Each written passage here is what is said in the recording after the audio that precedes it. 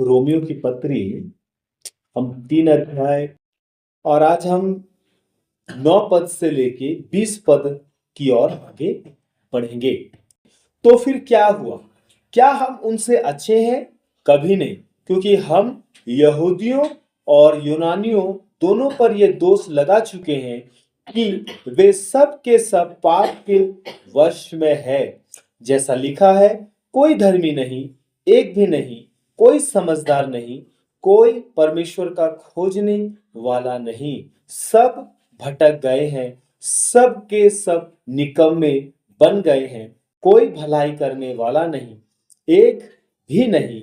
उनका गला खुली हुई कब्र है, उन्होंने अपनी जीभों से छल किया है, उनके होठों में श्रापों का विष है, उनका मुंह श्राप और कड़वाहट से भरा है, उनके पांव लहू बहाने को फुर्तीले हैं, उनके मार्गों में नाश और क्लेश है, उन्होंने कुशल का मार्ग नहीं जाना, उनकी आंखों के सामने परमेश्वर का भय नहीं। हम जानते हैं कि व्यवस्था जो कुछ कहती है उन्हीं से कहती है जो व्यवस्था के अधीन है, इसलिए कि हर एक मुंह बंद किया जाए और सारा संसार परमेश्वर के दंड के योग्य ठहरे, क्योंकि व्यवस्था के कामों से कोई प्राणी उसके सामने धर्मी नहीं ठहरेगा, इसलिए कि व्यवस्था के द्वारा पाप की पहचान होती है। तो मेरे प्रियो, पौलुस ने 19 से लेके 20 वचन में व्यवस्था के संदर्भ में और व्यवस्था के कामों के संदर्भ में पौलुस ने क्या किया है? बातचीत किया है। और पौलुस से बात को साफ कर देना चाहता है कि जो लोग व्यवस्था के अधीन है, व्यवस्था उन्हीं से बात करता है ना? क्या कहता है? हम जानते हैं कि व्यवस्था जो कुछ कहती है उन्हीं से कहती है जो व्यवस्था के अधीन है ना? और आगे वो कहता है, इसलिए कि हर एक मुंह बंद किया जाए और सारा संसार परमेश्वर के दंड की योग्य ठहरे। तो आप देखते हैं कि पहले अध्याय में पूरे विश्वव्यापी पाप के विषय में पौलुस बात करता है और दूसरे अध्याय में पौलुस यहूदियों के पापपूर्ण दशा के विषय में बात करता है। अर्थात कहने का मतलब है कि पूरा संसार कैसा है? पाप के वश में पड़ा हुआ है, यह पूरा संसार परमेश्वर के दंड के योग्य है और सब परमेश्वर के क्रोध के नीचे है। और जब आप 20 पद पढ़ते हैं, क्योंकि व्यवस्था के कामों से कोई प्राणी उसके सामने धर्मी नहीं ठहरेगा, इसलिए कि व्यवस्था के द्वारा पाप की पहचान होती है। तो पौलुस 20 पद में ये बात साफ कर देता है कि कोई भी व्यक्ति व्यवस्था के कामों से क्या नहीं होगा? धर्मी नहीं ठहरेगा। क्यों? क्योंकि व्यवस्था पाप की क्या करती है? पहचान कराती है ना? जब हम व्यवस्था को पढ़ते हैं तो व्यवस्था में बोलती है कि ये नहीं करना, वो नहीं करना। तो ये व्यवस्था हमें पाप की पहचान क्या करती है?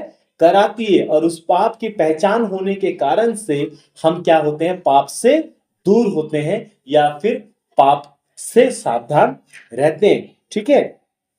तो रोमी 3 अध्याय 9 से लेके जब हम 20 वचन को पढ़ते हैं तो यहाँ पे प्रत्येक पापी है। ये जो 9 से लेके 20 वचन में हम एक मुख्य बात को ये देखते हैं कि प्रत्येक कैसे है? पापी है। प्रत्येक मनुष्य कैसे है? पापी है ना? कोई धर्मी नहीं है ना? सारी मानव जाति पापी है। तो ये पूरे मानव जाति का यहाँ पर ही क्या है? एक तस्वीर है, या फिर यहाँ पे एक पूरे मानव जाति का एक क्या है? एक चित्र है कि हर एक कैसे है? पापी है ना? कोई धर्मी नहीं है। ये बातें हम यहाँ पे देखते हैं। ठीक है? तो हम पहले पद में देखते हैं, तो फिर क्या हुआ? क्या हम उनसे अच्छे हैं? कभी नहीं, क्योंकि हम यहूदियों और यूनानियों दोनों पर यह दोष लगा चुके हैं कि वे सब के सब पाप के वश में है।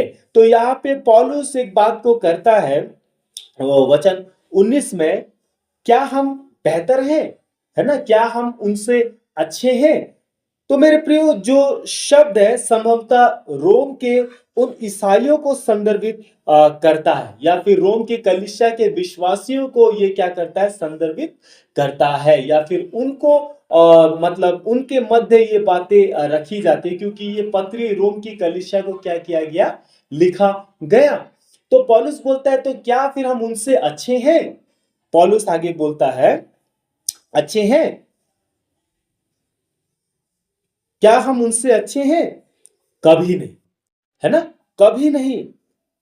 तो मेरे प्रियो, हम यहाँ पे देखते हैं हम बेहतर हैं। पौलुस खुद और अपने साथी यहूदियों को यहाँ पर क्या कर रहा है, उनका उल्लेख वो करता है, जो हम 3 अध्याय का 1 वचन में देखते हैं। अतः यहूदी की क्या बड़ाई या खतने का क्या लाभ? तो पौलुस यहाँ पे खुद पौलुस भी एक यहूदी है, और पौलुस अनेक यहूदियों के विषय में भी वो ये बातें करता है। और वो क्या करता है, क्योंकि हम यहूदियों और यूनानी दोनों पर यह दोष लगा चुके हैं कि वे सब के सब पाप के वश में है। तो हर एक को पौलुस क्या बता दिया, या हर एक के जीवन में पौलुस क्या कर दिया, कि सब कोई कैसे है, पाप के वश में है। और हर एक के जीवन में ये दोष पौलुस ने लगा दिया है। ठीक है, तो पौलुस कह रहा है हम बेहतर हैं। पौल खुद और अपने साथी यहूदियों को उल्लेख करता है ना? वह स्वीकार करता है कि उनके पास कानून और परमेश्वर की वाचाएं और लाभ थी, है ना? जो हम पढ़ते हैं, यही बातें 3 अध्याय का 1 में पढ़ते हैं, और उसका प्रत्युत्तर 2 में पढ़ते हैं कि यहूदियों के पास में परमेश्वर का वाचा था, यहूदियों के पास में परमेश्वर का व्यवस्था था, परंतु फिर भी वे कैसे हुए? परंतु फिर भी वे कैसे हुए? परमेश्वर के इच्छा के अनुसार नहीं चल पाए। और पौलुस उन्हें बताता है, 2 पद में बताता है कि उन्हें एक विशेष अधिकार प्राप्त था और उन्हें एक विशेष लाभ प्राप्त था। और हम यहाँ पे एक चीज देखते हैं कि परमेश्वर का वचन उनको सौंपा गया, और 3 वचन में देखते हैं, यदि कुछ विश्वासघाती निकले भी तो क्या हुआ? क्या उनके विश्वासघाती होने से परमेश्वर की सच्चाई वैध ठहरेगी?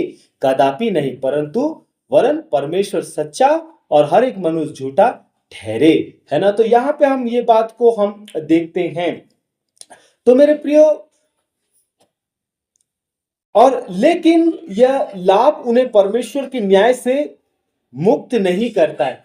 भले ही वे परमेश्वर के चुने हुए लोग हैं, परमेश्वर की प्रजा हैं, लेकिन चुने हुए होने के बावजूद भी वे परमेश्वर के न्याय से वे क्या नहीं हो सकते, आजाद नहीं हो सकते। क्यों? क्योंकि परमेश्वर कैसा है, वो न्याय परमेश्वर है, न्याय परमेश्वर है ना? वो किसी का चेहरा देख के क्या नहीं करता, वो फैसला नहीं करता।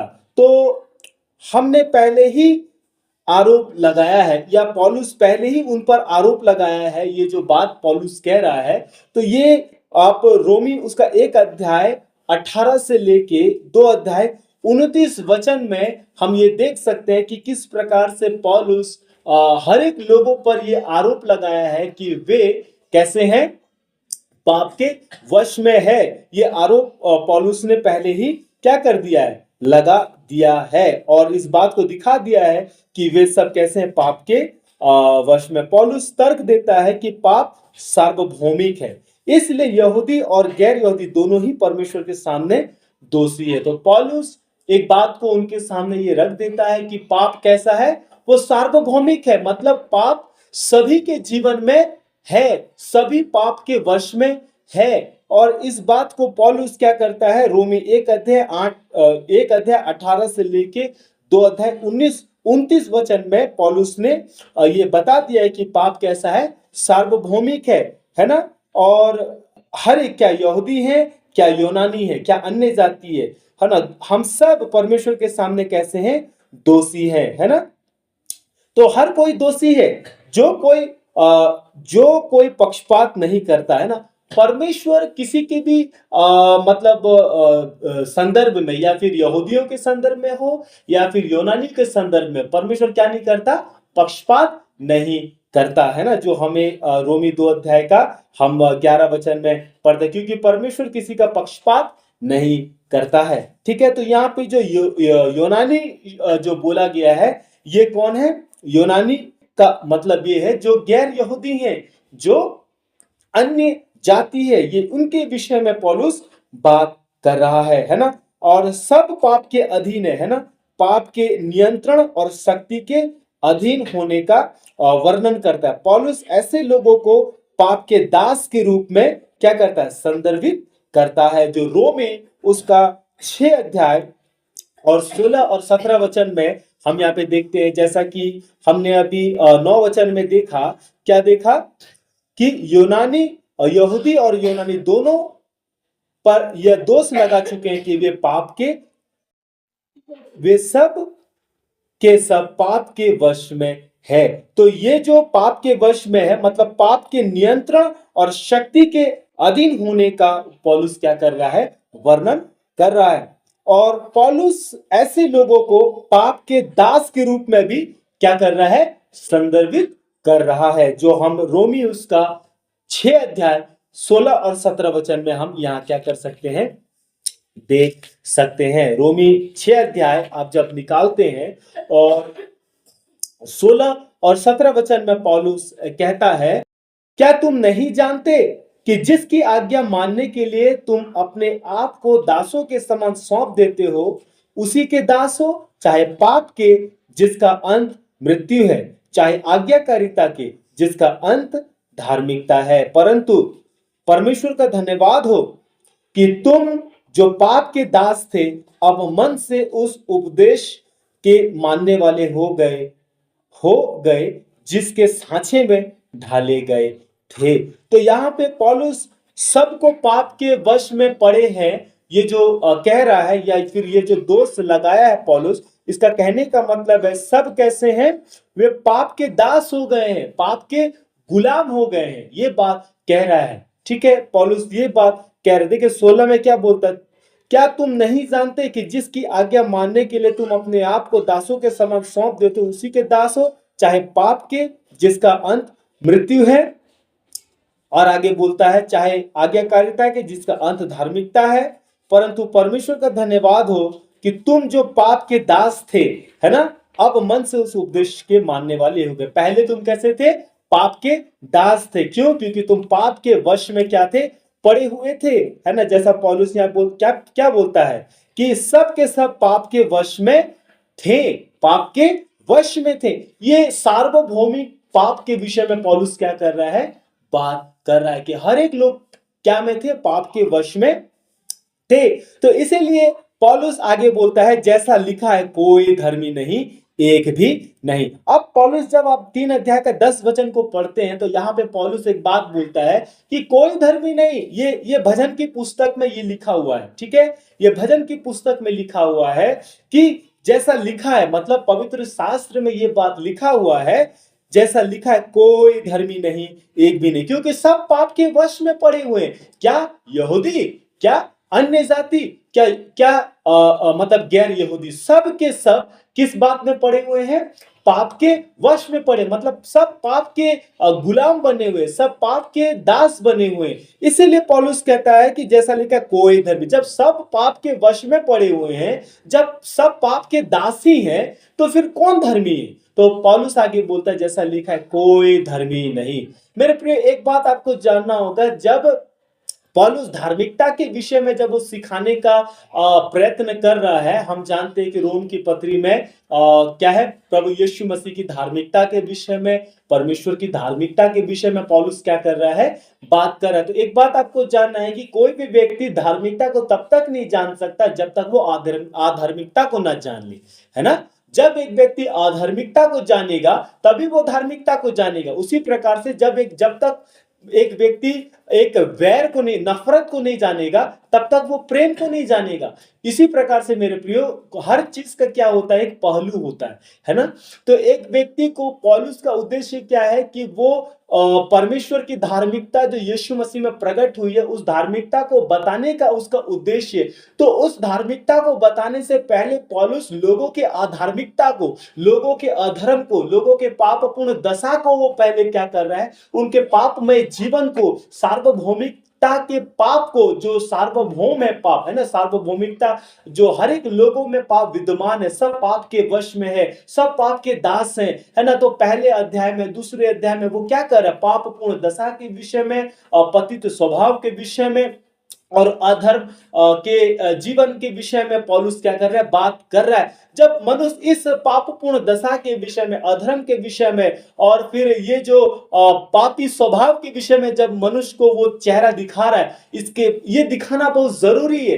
क्यों? क्योंकि पौलुस रोम की कलीसिया में प्रभु यीशु मसीह की धार्मिकता के विषय में बात करने जा रहा है। पौलुस परमेश्वर की वो धार्मिकता जो सुसमाचार में यीशु मसीह में प्रकट हुई है, उस धार्मिकता के विषय में पौलुस बात कर रहा है।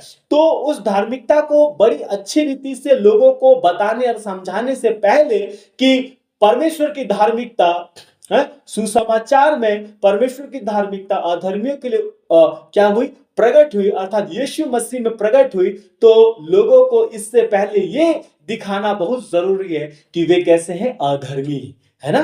धार्मिकता को समझने से पहले अधार्मिकता को समझने की आवश्यकता है ना। क्षमा को समझने से पहले हाँ, पाप को समझने की आवश्यकता है। उद्धार को समझने से पहले पाप को समझने की आवश्यकता है। तो यही सारी चीजें पौलुस क्या कर रही है, रोम की कलीसिया में एक पापपूर्ण दशा के विषय में, है ना, लोगों का वो वर्णन कर रहा है। अब पौलुस जब 3 अध्याय के जब हम 10 पद में आ जाते हैं तो बोलता है, जैसा लिखा है, कोई धर्मी नहीं, है ना। ये मानव जाति की पापपूर्ण दशा के विषय में, उनके अधर्म के विषय में, और जो वे पाप के वश में पड़े हुए हैं, और वे जो पाप के दास बने हुए, पाप के गुलाम बने हुए, पाप में जीवन जीते हैं, पाप में चलते हैं, पाप में रहते हैं, उसका वो तस्वीर को एक दिखा रहा है। हाँ, वो कह रहा है कि कोई धर्मी नहीं, एक भी नहीं, मतलब एक भी धर्मी नहीं है, कोई धर्मी नहीं है ना, कोई समझदार नहीं है ना, कोई परमेश्वर का खोजने वाला नहीं। अब यहाँ पे बोल रहा, कोई भी समझदार नहीं, कोई परमेश्वर का खोजने वाला नहीं। जब कोई समझदार ही नहीं है, कोई परमेश्वर का खोजने वाला ही नहीं है, तो फिर मनुष्य कैसे धर्मी है? मनुष्य तो अधर्मी ही है ना। तो हम एक बात को देखते हैं मेरे प्रिय, आदम के पाप के कारण ही आज सभी मानव जाति कैसे हैं, पतित है। आदम के पाप के कारण ही सभी मानव जाति के अंदर में पाप की स्वभाव पाया जाता है, पाप की दुर्बलताएं पाई जाती है ना। और आगे हम रोमियो की पत्री में देखेंगे कि कैसे पौलुस पापपूर्ण दशा के विषय में, कैसे पौलुस पतित स्वभाव के विषय में, कैसे पाप की दुर्बलताओं के विषय में, पाप के उस बंधन के विषय में, व्यवस्था के विषय में पौलुस बात करता है। तो मेरे प्रियो, हम ये चीज देखते हैं, है ना। ये मानव जाति का जो आज ये परिस्थिति है, ये परिस्थिति पाप के कारण ही है ना। और ये पाप कहां से आता है? आदम, एक मनुष्य के आज्ञा नहीं मानने से क्या हुई, है ना, मृत्यु इस जगत में आया, और मृत्यु सब मनुष्यों में फैल गई। एक मनुष्य के पाप करने का फल सब मनुष्य में क्या हुआ, वो हुआ। तो मेरे प्रियो, आदम के पाप के कारण आज सब हम क्या है, पापी है, और पापी स्वभाव है। और उस पापी स्वभाव का ये परिणाम है कि कोई धर्मी नहीं आज, है ना, कोई समझदार नहीं, कोई परमेश्वर को खोजने वाला नहीं, सब भटक गए हैं, सब के सब निकम्मे बन गए, कोई भलाई करने वाला नहीं, एक भी नहीं। उनका गला खुली हुई कब्र है, उन्होंने अपने जीवों से छल किया है, उनके होठों से श्रापों का विषय। देखिए, कोई धर्मी नहीं है जब तो उनका जीवन, उनका चाल चलन, उनका व्यवहार, उनका बोली, उनका आचरण कैसा है, कैसा है? उनका गला खुला हुआ कब्र है ना। उनके होठों से कैसा सांप का विष निकलता है, मानो उनके जुबान पे क्या नहीं है, हाँ, कोई भी प्रेम नहीं है, कोई भी जीवन नहीं है। क्यों? क्योंकि वे कैसे हैं, पाप में मरे। तो ये एक पाप में मरे हुए, और पाप में खोए हुए, और पाप के गुलाम में बंधे हुए, और पाप के वश में पड़े हुए लोगों का ये क्या है, एक एक एक तस्वीर है, एक फोटो है, जिसको पौलुस यहाँ पे क्या कर रहा है, दिखा रहा है। तब जब ये चेहरा लोग देख लेंगे, तब इसके बाद लोगों को ये एहसास होगा कि सच में ये बात लोग जानेंगे कि सच में हम कैसे हैं, धर्मी नहीं है, हम कैसे हैं, पापी हैं, हम कैसे पाप के वश में हैं, हम कैसे हैं, हम पाप में मरे हुए हैं। और पौलुस आगे आगे बोलता है, एक बात को बोलता है, उनका मुंह श्राप और कड़वाहट से भरा है। उनका मुंह कैसा भरा हुआ है? मुंह श्राप और कड़वाहट से भरा हुआ है। आज हम मानव जाति के ये दशा को देखते हैं कि मनुष्य के मुंह में क्या है, अनाप शनाप ही भरा हुआ है। मनुष्य का जो और उनके जीवन में कड़वाहट ही भरा हुआ है। मतलब इतना वैर, इतना इतना विद्रोह, इतना घमंड, इतना ईर्ष्या, मतलब हर प्रकार से उनके जीवन में क्या भरा हुआ है, आज कड़वाहट ही भरा हुआ, ईर्ष्या डाह ही, आज वैर भाव ही भरा हुआ। उनके मुंह में कोई मिठास नहीं है, सिर्फ कड़वाहट ही कड़वाहट है। हर एक समय दूसरों का बुरा, हर एक समय दूसरों का हानि, हर एक समय दूसरों का नुकसान ही उनके जुबान पे क्या है, भरा हुआ है। मतलब श्राप इतना, मतलब क्या बोलेंगे, मरे हुए हैं पाप में कि उनके जीवन का ये दशा है ना। क्या बोलता है, उनका पांव लहू बहाने को फुर्तीले, है ना। हमेशा इतना वे मतलब जले हुए हैं, इतना वे क्रोधी हैं, इतना वे पाप में डूबे हुए हैं कि किसी को वे बर्दाश्त नहीं कर सकते। यदि कोई उनको कुछ बोल दे तो उसको मर्डर कर देने के लिए, मार डालने के लिए वो आगे चले जाते। उनका पांव लहू बहाने के लिए क्या फुर्तीला है एकदम। कोई भी उसको एक बोले तो वो उससे पांच बोलेगा। यदि कोई उससे कुछ ठेस पहुंचाए या उसे कोई तकलीफ पहुंचाए तो उसको क्या कर दे, जान से भी मार दे। यही हम देखते आए हैं मनुष्य की पापपूर्ण दशा में और मनुष्य की पापपूर्ण दुर्बलताओं के विषय में। हम देखते हैं ये मानव जाति की दुर्बलताएं, है ना। 16 में बोलता है उनके मार्ग में नाश और क्लेश है, और वे जिस मार्ग में चल रहे हैं क्या है, हाँ, चौड़ा मार्ग में चल रहे हैं और वे विनाश की ओर जा रहे हैं। और आगे वो बोलता है उन्होंने कुशल का मार्ग नहीं जाना, उनकी आंखों के सामने परमेश्वर का भय नहीं। उन्होंने परमेश्वर के मार्ग को नहीं जाना और उनके जीवन में, उनके आंखों के सामने में क्या नहीं है, परमेश्वर का डर और भय नहीं है। जब परमेश्वर का डर और भय नहीं है तो ऐसे ही तो जीवन रहेगा ना। जिसके जीवन में परमेश्वर का डर और भय नहीं रहता है उसी के जीवन का तो ये तस्वीर है कि उनका मुंह से कुछ भी बोल दे, किसी के साथ कैसा भी व्यवहार कर दे, कैसा भी वो आचरण कर दे। ये उन्हीं लोगों का तो जीवन है जिनके आंखों के सामने में, जिनके जीवन में परमेश्वर का डर और भय नहीं है।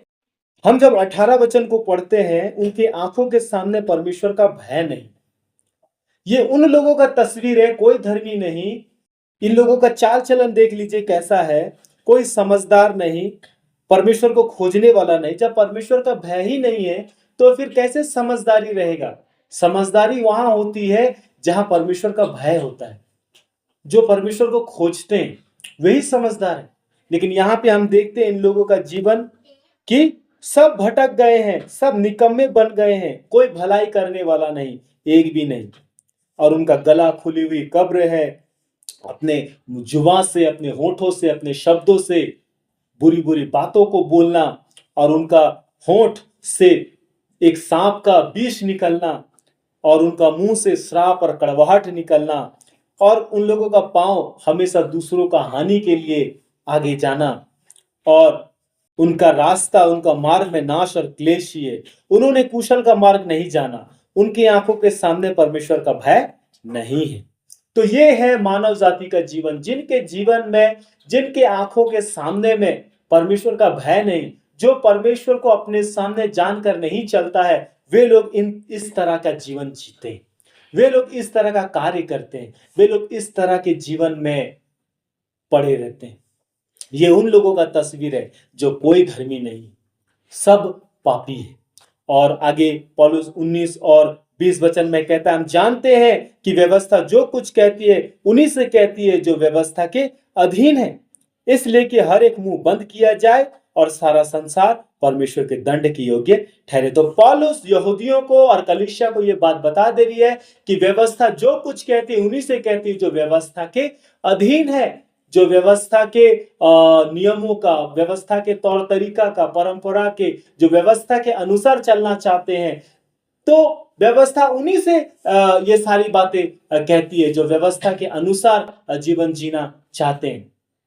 तो मेरे प्रियो आगे हम ये एक बात, क्योंकि हर एक मुंह बंद किया जाए और सारा संसार परमेश्वर के दंड के योग्य ठहरे, है ना। सारा संसार परमेश्वर के दंड के योग्य, परमेश्वर के सामने ठहरे, सारा संसार। क्यों? क्योंकि कोई भी धर्मी नहीं है, कोई भी परमेश्वर का भय मानने वाला नहीं है, किसी की आंखों के सामने में परमेश्वर का डर नहीं है, कोई परमेश्वर को खोजने वाला नहीं है, तब तो सब परमेश्वर के दंड के सामने है, तब तो सारा संसार परमेश्वर के सामने लाया जाएगा और भी दंड के योग्य है। यही पौलुस कह रहा है ना। और यहाँ पे हम देखते हैं 20 पद में, क्योंकि व्यवस्था के कामों से कोई प्राणी उसके सामने धर्मी नहीं ठहरेगा। क्योंकि यहूदी ये सोच रहे हैं कि व्यवस्था के कामों से, व्यवस्था के अनुसार जीवन जीने से, मैं जो व्यवस्था के अधीन हूं और व्यवस्था जो मुझे से जो कुछ कहता मुझे से कहता है, और जो मैं व्यवस्था के कामों को करता हूं, व्यवस्था के अनुसार जीवन जीता हूं, ये बलिदान करना, ये पर्व मानना, ये रीति विधि करना। तो पौलुस बोलता है कि कोई व्यवस्था के अनुसार अगर जीवन जिएगा, रीति विधि के अनुसार जीवन जिएगा, तो वो धर्मी नहीं ठहरेगा। क्यों? क्योंकि व्यवस्था के द्वारा क्या होती है? इसलिए कि व्यवस्था के द्वारा पाप की पहचान होती है। जब एक व्यक्ति व्यवस्था को पढ़ता है तो व्यवस्था पाप की पहचान कराती है, और जब एक व्यक्ति को पाप की पहचान होती है तो उस पाप से वो क्या होता है? बचता है, उस पाप से वो दूर रहता है। उस पाप से बचने के लिए वो क्या करता है? अपने आप को अनुशासित करता है, परमेश्वर के वचन के अनुसार सावधान रहता है। जवान अपने चाल चलन को परमेश्वर के वचन के अनुसार क्या करता है? सावधान होने के लिए गंभीर और सचेत रहता है। तो व्यवस्था है ना, अर्थात व्यवस्था का मतलब मूसा की 5 पुस्तक है ना, 10 आज्ञा हमें क्या कराती है? पाप की पहचान कराती है। ये करोगे तो ये परमेश्वर के विरोध में जाएगा, ये करोगे तो ये परमेश्वर के विरोध में कार्य होगा।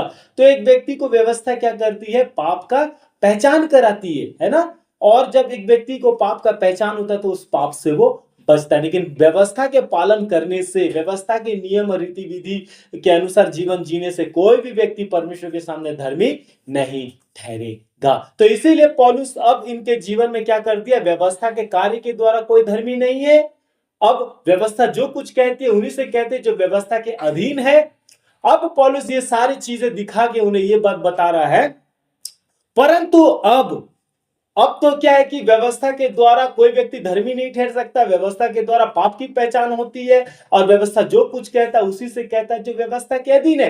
परंतु अब क्या करोगे? सारा चीज तो खत्म हो गया। अब किसी एंगल से व्यक्ति धर्मी नहीं है, हर तरफ से मनुष्य कैसा? पापी है और पाप के वश में है, और उनके आंखों के सामने परमेश्वर का भय नहीं है, कोई समझदार नहीं, कोई परमेश्वर का खोजने वाला नहीं है। परंतु अब पौलुस बोल रहा, परंतु अब व्यवस्था से अलग परमेश्वर की वह धार्मिकता प्रकट हुई है जिसकी गवाही व्यवस्था और भविष्यवक्ता देते हैं। परंतु अब पौलुस ये बात कर रहा है, परंतु अब सब कुछ तो तुमने देख लिया कि हर एंगल से मनुष्य क्या है? पापी है, भटका हुआ है। परंतु अब तुम क्या करोगे? व्यवस्था से अलग परमेश्वर की वो धार्मिकता पर, जिस तुम सोचते हो कि व्यवस्था के पालन करने से मैं धर्मी ठहरूंगा, व्यवस्था के अनुसार मैं धर्मी बनूंगा, तो पौलुस बोलता है नहीं। परंतु अब क्या है? अब बोलता है व्यवस्था से अलग परमेश्वर का क्या प्रकट हुआ है? एक धार्मिकता प्रकट हुई जिसकी गवाही कौन देता है? व्यवस्था और स्वयं भविष्यवक्ता देते हैं। तो उस धार्मिकता के विषय में अब पौलुस यहां से क्या करना आरंभ करेगा? बात करना आरंभ करेगा। जो यीशु मसीह में परमेश्वर की धार्मिकता अधर्मियों के उद्धार के लिए जो प्रकट हुई है, उस धार्मिकता के विषय में पौलुस अब क्या करेगा? यहां से चर्चा करेगा। अब लोगों को बताएगा कि कैसे एक व्यक्ति सिर्फ और सिर्फ यीशु मसीह के ऊपर में विश्वास करने के कारण, उसके विश्वास के द्वारा वो धर्मी घोषित किया जाएगा, बिना कार्यों के द्वारा, बिना कर्मों के द्वारा, सिर्फ विश्वास के द्वारा। अब सीधा वो कहां लेके आया उसे? यीशु मसीह के पास। तो ये सारी चीजें पौलुस रख रहा है, ये सारी चीजें पौलुस बात कर रहा है। तो मेरे प्रियो, हमारा ये आज का विषय है, आज हमारा ये आज का बात है। तो हमने यहां क्या देखा? हमने आज रोमी 3 अध्याय 9 से लेके 20 वचन तक क्या किया है? इसे पढ़ा है और इसे अध्ययन किया है ना। तो मोटी मोटी बातें क्या रही कि कोई भी धर्मी नहीं, एक भी नहीं, कोई समझदार नहीं, किसी के सामने परमेश्वर का भय नहीं, किसी व्यक्ति के आंखों के सामने परमेश्वर का भय नहीं, कोई समझदार नहीं, कोई परमेश्वर को खोजने वाला नहीं, है ना। सब के सब कैसे हो गए? भटक गए हैं, है ना। उन्होंने कुशल का मार्ग नहीं जाना। सब पाप के वश में है, सब पाप के दास हैं और सब पाप में मरे हुए हैं। और वे जो सोचते हैं कि हम व्यवस्था के कार्यों के द्वारा धर्मी ठहरेंगे, तो पौलुस बोलता है ऐसा नहीं हो सकता, तुम धर्मी नहीं ठहर सकते। व्यवस्था तो तुमको तुम्हारे पाप का पहचान कराती है और उस पाप से तुम्हें बचने के लिए क्या करती है, हाँ, शिक्षा देती है। परंतु अब परमेश्वर की वो धार्मिकता प्रकट हुई है ना। परंतु अब व्यवस्था से अलग परमेश्वर की वो धार्मिकता प्रकट हुई है, हाँ, जिसे और जिसकी गवाही व्यवस्था और भविष्यवक्ता देते, अर्थात परमेश्वर की वह धार्मिकता जो यीशु मसीह में विश्वास करने से सब विश्वास करने वालों के लिए है। क्योंकि कुछ भेद नहीं, क्योंकि इसलिए कि सबने पाप किया है, परमेश्वर की महिमा से रहित है।